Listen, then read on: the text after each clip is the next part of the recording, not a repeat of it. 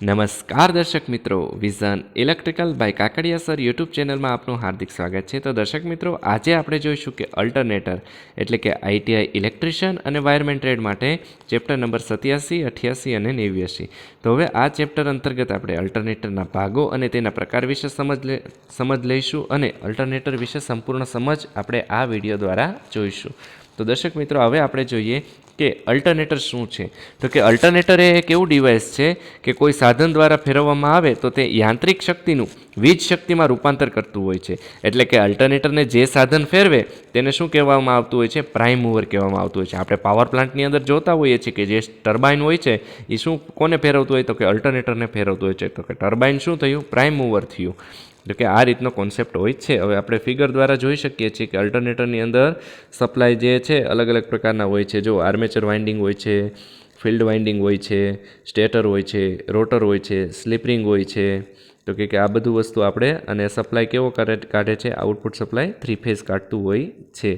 અને રોટરને સપ્લાય કેવો દેવામાં આવે છે? તો કે ડીસી સપ્લાય દેવામાં આવતો હોય છે. આ બેઝિક ઇમેજ દ્વારા આપણે આટલી વસ્તુ જોઈ શકતા હોઈએ છીએ. હવે ત્યાર પછી આપણે વાત કરીએ તો કે અલ્ટરનેટર જે છે તે નોર્મલી ઇલેક્ટ્રોમેગ્નેટિક ઇન્ડક્શનના સિદ્ધાંત ઉપર કાર્ય કરતું હોય છે. એટલે કે ઓલ્ટરનેટરનો સિદ્ધાંત શું થઈ ગયો? તો કે ઇલેક્ટ્રોમેગ્નેટિક ઇન્ડક્શન સિદ્ધાંત તેનો થઈ ગયો.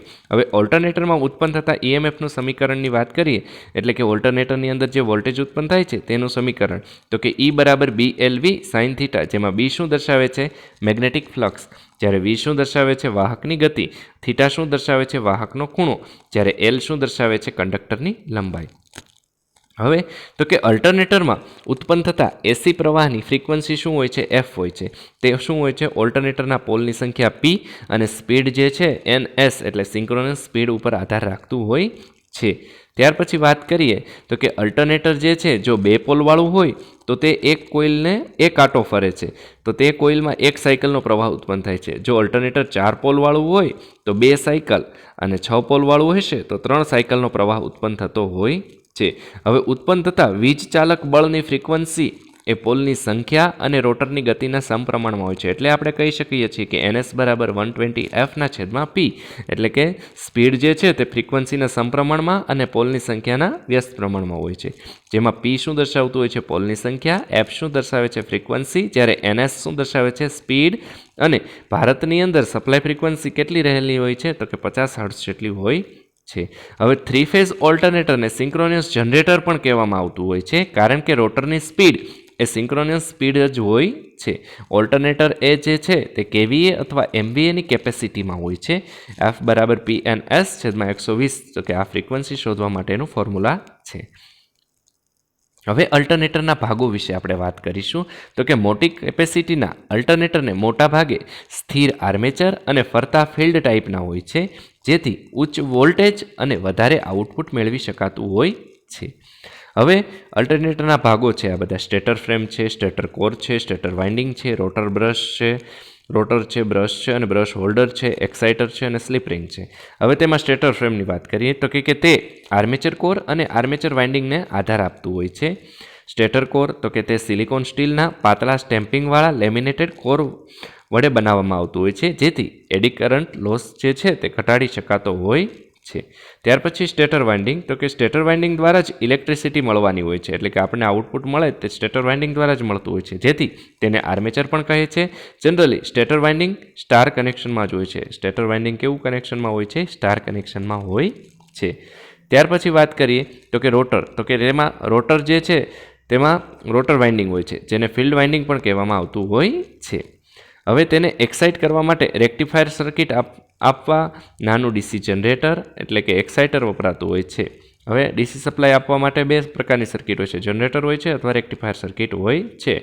તો કે નોર્મલી જે છે તે 2 પ્રકારના રોટર વપરાતા હોય છે. તેમાં પહેલું જે રોટર છે smooth cylindrical pole type rotor, અને બીજું જે રોટર છે તે સેલિયન્ટ પોલ અથવા પ્રોજેક્ટિંગ પોલ ટાઈપ રોટર. હવે પ્રથમ રોટરની વાત કરીએ, smooth cylindrical pole type rotor. હવે આકૃતિ દ્વારા આપણે જોઈ શકીએ છીએ કે તેની અંદર જે ડોટ જે છે તે ફિલ્ડ વાઇન્ડિંગ છે, પછી સ્લિપ રિંગ દર્શાવવામાં આવેલી છે, પછી બ્રશ દર્શાવવામાં આવેલા છે. તો કે જ્યાં પ્રાઇમ મૂવરની ઝડપ એટલે કે સ્ટીમ ટર્બાઇન વધારે હોય ત્યાં વપરાતું હોય છે. એટલે કે પ્રાઇમ મૂવરની ફરવાની ગતિ જ્યાં વધારે પડતી હોય તેવા જગ્યાએ આ પ્રકારનું રોટર વપરાતું હોય છે. તેની સ્પીડ કેટલી હોય છે? 1500 થી 3000 RPM જેટલી આની સ્પીડ હોય છે.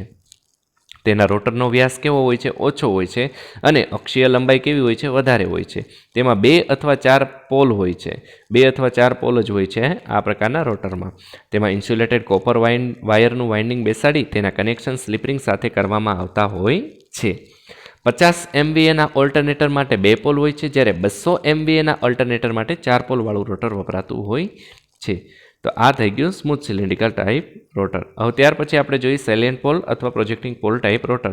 તો કે આની અંદર પણ આપણે કનેક્શન બધા જોઈ શકીએ છીએ. આ પ્રકારનું રોટર હોય છે, જેમાં ફિલ્ડ વાઇન્ડિંગ આ રીતનું હોય છે, સ્લિપ રિંગ આ રીતની હોય છે અને બ્રશિસ આ રીતે હોય છે. હવે આ રોટરની વાત કરીએ તો ઓછી ઝડપવાળા પ્રાઇમ મૂવરમાં, એટલે કે હાઇડ્રો પાવર પ્લાન્ટ છે, ડીઝલ એન્જિન છે, તો કે આવી જગ્યાએ આ પ્રકારના રોટર વપરાતા હોય છે. તેની સ્પીડ વધારેમાં વધારે કેટલી હોય છે? 1000 RPM જેટલી હોય છે. તેના રોટરનો વ્યાસ કેવો હોય છે? મોટો હોય છે, જ્યારે લંબાઈ કેવી હોય છે? ઓછી હોય છે. તેમાં 6, 8 કે 10થી વધારે પોલ હોય છે. ત્યારબાદ તો કે રોટરમાં હન્ટિંગ અસર નાબૂદ કરવા માટે પોલના અંદરના ભાગમાં ડેમ્પર વાઇન્ડિંગ કરવામાં આવે છે. હન્ટિંગ એટલે કે શું? જ્યારે લોડ વધે કે ઘટે તેના લીધે શું થતું હોય? રોટરની સ્પીડમાં વધઘટ થતી હોય છે. તેથી સ્પીડને અચળ રાખવા માટે ડેમ્પર વાઇન્ડિંગ કરવામાં આવતું હોય છે. તો આ થઈ ગયું હન્ટિંગ. ત્યાર પછી આપણે વાત કરીએ તો કે અલ્ટરનેટરના ભાગો. તો કે એક્સાઇટર તે એક શું હોય છે? નાનું ડીસી જનરેટર હોય છે. તેના દ્વારા રોટરને સપ્લાય આપવામાં આવે છે. તે 110 વોલ્ટ કે 220 વોલ્ટ ડીસી રોટર ફિલ્ડ વાઇન્ડિંગને આપે છે. ઘણામાં એક્સાઇટર તરીકે રેક્ટિફાયર સર્કિટ પણ બનાવવામાં આવતી હોય છે. ડાયોડની રેક્ટિફાયર સર્કિટ બનાવીએ તો તે પણ શું કરતું હોય છે? ડીસી સપ્લાય પ્રોવાઈડ કરતું હોય છે. ત્યાર પછી વાત કરીએ સ્લિપ રિંગ. તો કે સ્લિપ રિંગ સાથે ડીસી સપ્લાય કનેક્ટ કરવામાં આવે છે અને તેની સાથે રોટર વાઇન્ડિંગ પણ કનેક્ટ કરવામાં આવેલું હોય છે. ત્યાર પછી અલ્ટરનેટરના પ્રકારની વાત કરીએ તો કે આપણે વ્યવહારમાં મોટા ભાગે ઓલ્ટરનેટર જે પાવર પ્લાન્ટમાં પણ વપરાય છે તે સ્થિર આર્મેચર અને ફરતા ફિલ્ડ પ્રકારના હોય છે. હવે ફેઝના આધારે વાત કરીએ તો સિંગલ ફેઝ અલ્ટરનેટર તો કે તેમાં 240 વોલ્ટ ઉત્પન્ન થાય છે. તેમાં પેટ્રોલ કે ડીઝલ એન્જિન પ્રાઇમ મૂવર તરીકે વપરાતું હોય છે. તેની કેપેસિટી 5 kV સુધીની હોય છે. તો કે આ પ્રકારના અલ્ટરનેટર છે નોર્મલી આપણે ગાડીની અંદર, બસની અંદર, ટ્રકની અંદર આ પ્રકારના અલ્ટરનેટરનો ઉપયોગ કરતા હોઈએ છીએ. ત્યાર પછી વાત કરીએ તો કે 3 ફેઝ ઓલ્ટરનેટર તો કે તેમાં ત્રણેય વાઇન્ડિંગ 120 ડિગ્રીના અંતરે ગોઠવેલ હોય છે. ત્રણેય વાઇન્ડિંગની ફ્રીક્વન્સી અને મેગ્નિટ્યુડ કેવું હોય છે? સમાન હોય છે.